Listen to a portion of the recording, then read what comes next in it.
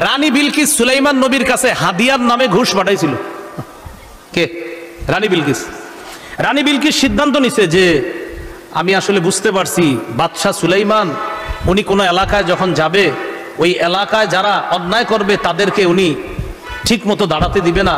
তো রানী বিলকিস সর্বশেষ সিদ্ধান্ত নিল, আমি সিদ্ধান্ত নিছি আমি বাদশার কাছে যাব, তবে একটু পরীক্ষা করে নেই, তার কাছে কিছু হাদিয়া পাঠামু। হাদিয়া পাঠানোর পর যদি দেখি গ্রহণ করে তাহলে বুঝবো তিনি দুনিয়াদার, আর আমি তখন বলবো দেখেন আপনার কাছে কিছু পাঠাইছি, আপনি এগুলা নিয়ে খুশি থাকেন, আপনি আপনার দায়িত্ব পালন করেন, আর আমাকে আমার রাজত্ব পরিচালনা করতে দেন। মানে রানী বিলকিসের কথা হলো কিছু দিয়া যদি সুলাইমান নবীরে থামানো যায় তো তিনিও ভালো থাকুক, আমিও ভালো থাকি। এটা রানী বিলকিসের আপনার চিন্তা।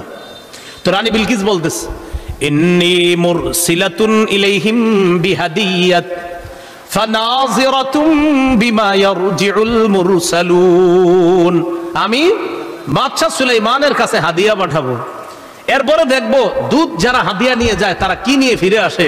তাফসীরের কিতাব আসছে রানীর ইচ্ছা হলো তিনি যদি এগুলা গ্রহণ করে তখন বলবো যাক আপনি যেহেতু গ্রহণ করছেন বোঝা গেল আমার ব্যাপারে আপনি খুশি আছেন, আমার রাজত্বে আপনি আর হাত বাড়ায়েন না, আমিও আপনারে নিয়ে আর কিছু বলবো না, আপনি ভালো থাকেন, আমিও আমারটা ভালো থাকি, আপনিও খান আমিও খাই, এরকম আর কি বিষয়টা। তো দুধ যারা তারা আসছে সুলাইমান নবীর কাছে।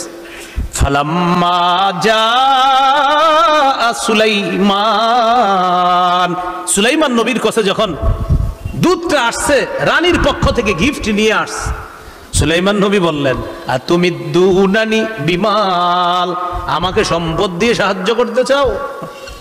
ফামা আতানি আল্লাহু খায়রুম মিম্মা আতাকুম, তোমাদেরকে আমার রব যা দিয়েছেন এর চাইতে আমাকে আল্লাহ যা দিয়েছেন অনেক গুণ বেশি উত্তম সম্পদ, ক্ষমতা, প্রভাব প্রতিপত্তি আল্লাহ আমাকে দিয়েছেন, তোমাদের এই হাদিয়ার চাইতে আমাকে আল্লাহ যা দিয়েছেন কোটি গুণ বেশি উত্তম। ফেরত নাও, যাও নিয়ে যাও, এগুলো নিয়ে যাও, ফেরত দিয়ে দিস। এজন্য মনে রাখবেন সব হাদিয়া হাদিয়া না।